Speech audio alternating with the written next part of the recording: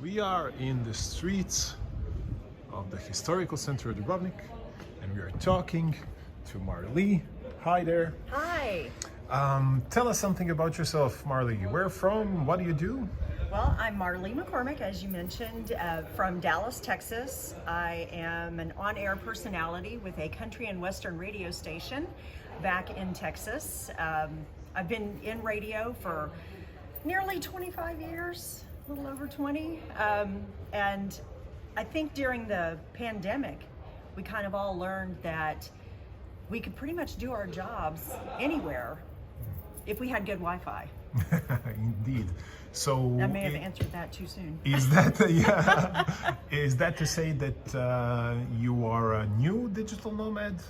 I am a new digital nomad. This is sort of my first, I'm a novice, I guess you might say. I toyed with it a little bit during the pandemic. My husband and I went to a couple of different locations. I did a week in Dublin, where I broadcast my show from my hotel room while I was in quarantine for the week. I went to Mexico twice and did my show from Mexico because, as I mentioned, if I had good Wi-Fi, I could pretty much do my job anywhere. About a year ago, when things all happened, my partner and I, the station decided to split us up, where one stayed in studio and one broadcast outside of the studio. So I made myself a home studio and spent most of my time broadcasting from my home over the last year. But you know, that can get a little dull when you're just at home 24/7. So I found out, being safe about it, being smart about COVID rules and restrictions, that I could go other places. And like I said, with good Wi-Fi, do my job from anywhere in the world. I just have to adjust to the hours a little bit. Oh yeah, of course. But yeah, now from Dallas to Dubrovnik, it's not exactly a quick ride, It's right? not. It's not an easy route to get here. I'm hoping that will change. You know, we've heard that United and Delta are going to start flights to Dubrovnik. I'm hoping American Airlines, which is based in Fort Worth, Texas, where my radio station is, hoping that that will change, that American will follow suit and start those non-stops from DFW Airport to Dubrovnik. That'd be great. Well, otherwise, you got to spend a little time in Spain, in the airport. Well, yeah, we are hoping that's going to change, but I think it will. Dubrovnik has been a popular travel destination for Americans in the last few years. And actually, yes, that's our first trip to Dubrovnik was last September. All right. We came on vacation because we found out you would take Americans, with a PCR test. Right. So we got our test and we got on a plane and we came to Dubrovnik, not knowing anything about Croatia, anything about the country, and we just fell in love with it.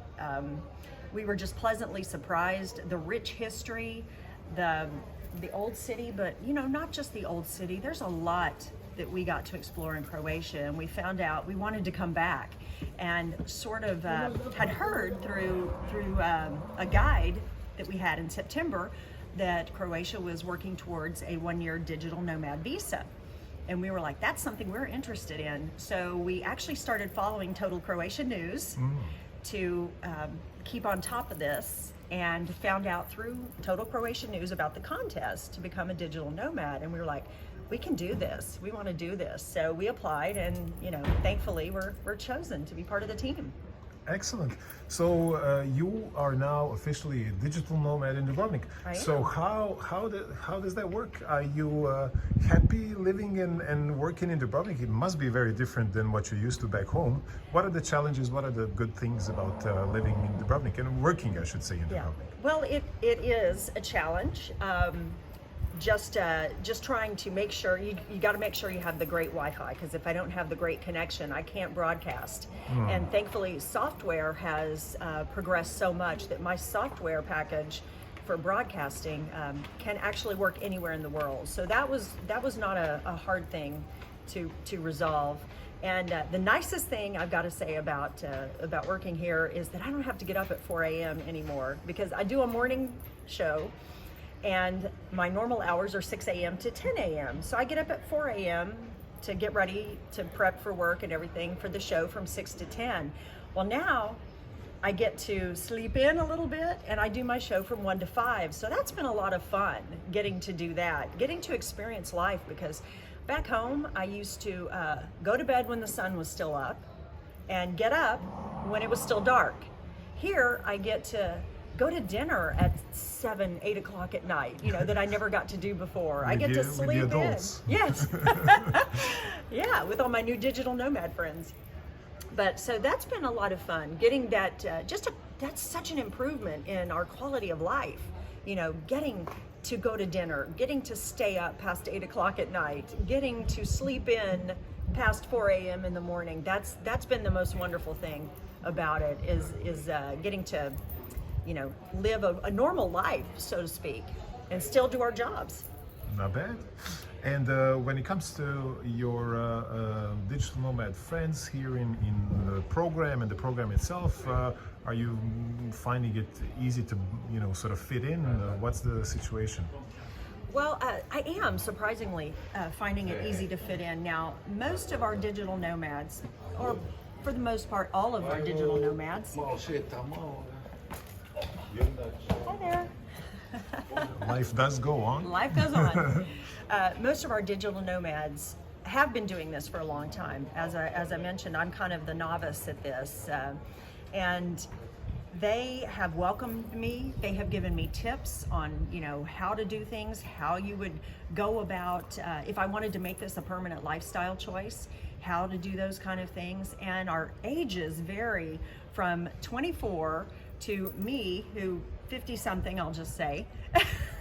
I'm the oldest one in the program, and it's okay, because we have all blended and we're all so different. We all come from such different backgrounds, and that's been nice to see and to experience people getting along for a change. Right. Okay, before I let you enjoy this lovely spring day, really quickly, is there a specific highlight of the whole experience so far that you can recall? I found out I could still ride a bike. Oh. I did. We took a bike ride, and I don't think I had been on I'm not even going to tell you how long I hadn't been on a bike, but anyway, that was fun. I actually did it. I'm finding myself doing things that I haven't done in so long, because I'm revitalized by this lifestyle. I also found out I can climb stairs like that every day, because our apartment is the top. Yeah, we do have stairs in Dubrovnik. Some stairs like that.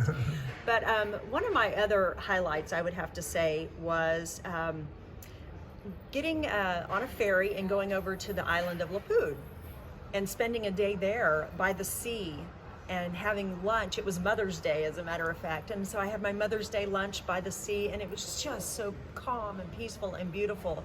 And the fact that I have made such a really good friend in my, believe it or not, my landlady, who has become, she and her husband have become friends now of my husband and I, friends that we will keep in touch with and come back and see in Dubrovnik, definitely.